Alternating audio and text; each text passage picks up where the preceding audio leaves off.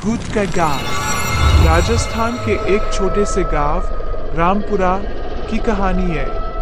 यह गांव बाकी गांवों की तरह ही सादा था, लेकिन इसकी एक पहचान दूर दूर तक थी। यहाँ रात को कोई बाहर नहीं निकलता था। गांव के लोग कहते थे कि यहाँ पुराने पीपल के पेड़ के नीचे भूत रहता है। गांव के बीचों बीच एक टूटा हुआ कुआं था। बुजुर्ग बताते थे कि सालों पहले एक औरत कुएं में गिर गई थी और मर गई थी। तब से गांव में अजीब अजीब घटनाएं होने लगी।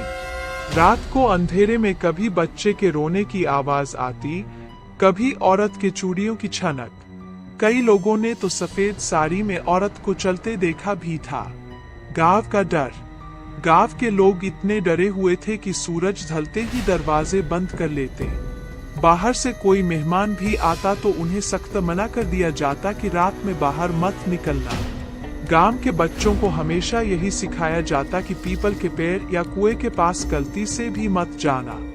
लेकिन हर कहानी में कोई न कोई ऐसा होता है जो डर को चुनौती देता है। इस गांव में वो था रामू 22 साल का नौजवान था। पढ़ाई में अच्छा नहीं था, लेकिन बहादुर दिल का था। उसे इन बातों पर यकीन नहीं था। वह कहता, अरे ये सब दादी नानी की बनाई कहानियां हैं। भूत प्रेत जैसी कोई चीज नहीं होती। चुनौती। एक दिन गांव में चौपाल लगी। सब लोग रात के डर की बातें कर रहे थे। तभी रामू बोला, मैं आज रात साबित कर दूंगा कि भूत कुछ नहीं होता।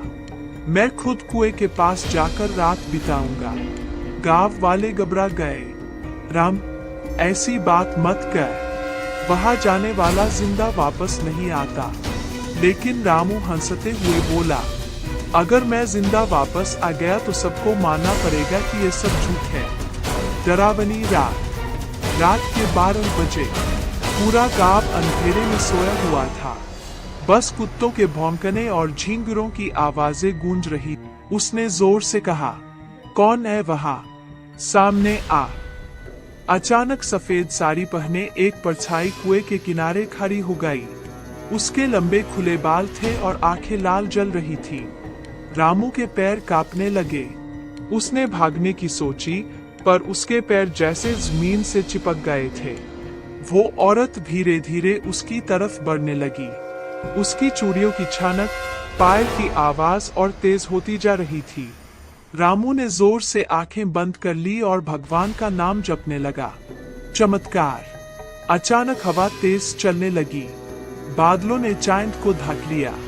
बिजली कौंधी और उस औरत का चेहरा साफ दिखा। चेहरा इतना डरावना था कि कोई भी होश खो दे। लेकिन रामू ने हिम्मत जुटाकर कहा, तू चाहे जो हो, मैं तुझसे नहीं डरता। भगवान का नाम सबसे बड़ा है। जैसे ही उसने ये कहा, अचानक वो परछाई चिल्लाई और गायब हो गई। हवा शांत हो गई। लालटेन अपने आप जल उठी। रामू समझ गया कि गांव की कहानियां सच भी थी और झूठ थी। सच इसलिए कि कोई आत्मा सचमुच थी, झूठ इसलिए कि डर के आगे इंसान हार जाता है।